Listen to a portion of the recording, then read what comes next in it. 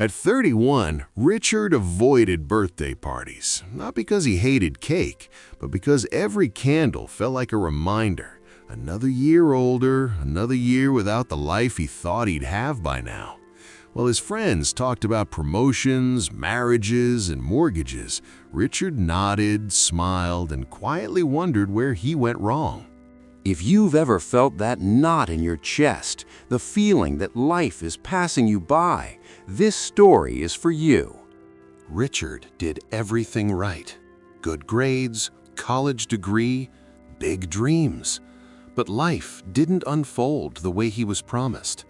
Jobs didn't stick, passions faded, relationships ended before they even began. Every time he opened social media, it felt like the world was sprinting ahead while he was stuck tying his shoes.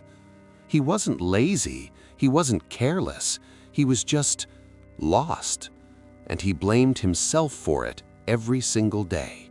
What hurt most wasn't his situation, it was the timeline in his head. By 25, he thought he'd have it figured out. By 30, he thought he'd be someone. No one ever explained who created those rules or why they should matter. Yet that invisible clock kept ticking, growing louder, convincing him he was late, broken, or wasting his potential.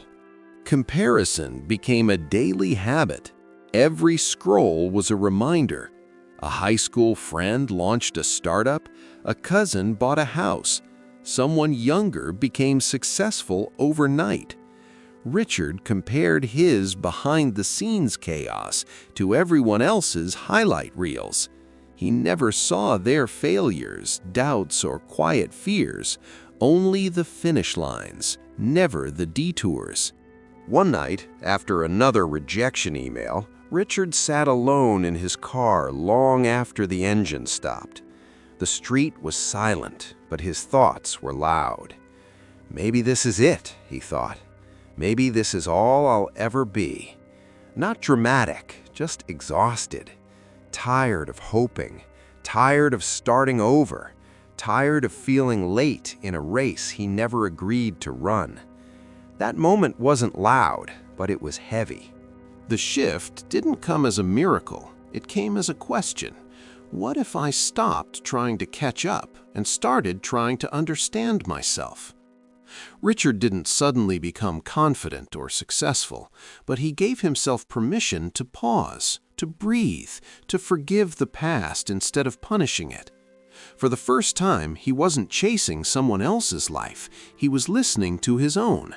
He began to notice how cruel he'd been to himself. He blamed his younger self for not knowing things he was never taught. He judged old decisions made from fear, not wisdom. Slowly and awkwardly, he practiced self-forgiveness. Not excuses, understanding. And with that came something new, space to grow without shame. At 34, Richard found work that didn't impress anyone, but it felt honest. At 36, he started learning a skill he'd been too afraid to try. At 38, he felt more grounded than he ever had at 25. His life didn't explode into instant success, but it finally felt real, and that changed everything. He learned something society rarely celebrates. Late bloomers are everywhere. They don't peak early, they deepen over time. They build resilience, empathy, and perspective that fast success can't teach. What looks like delay from the outside often becomes strength on the inside. Success stopped being about proving himself. It became about peace, about alignment, about growth.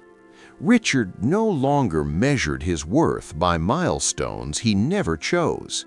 He realized success isn't a single destination, it's a relationship with yourself, and that relationship can begin at any age. Today, Richard doesn't say he made it. He says he's becoming, and for the first time, that feels like enough. If you're watching this and feeling late in life, hear this clearly. You are not behind. You are on your own path. Your timing isn't wrong. Your story isn't over. And comparison has no idea what you're capable of. If this story resonated with you, hit the like button so it reaches someone who needs hope tonight. Share your thoughts or your own journey in the comments. I read them. Subscribe for more powerful stories about mindset, growth, and finding your way. And if you know someone who feels late, send this to them. Some people bloom early.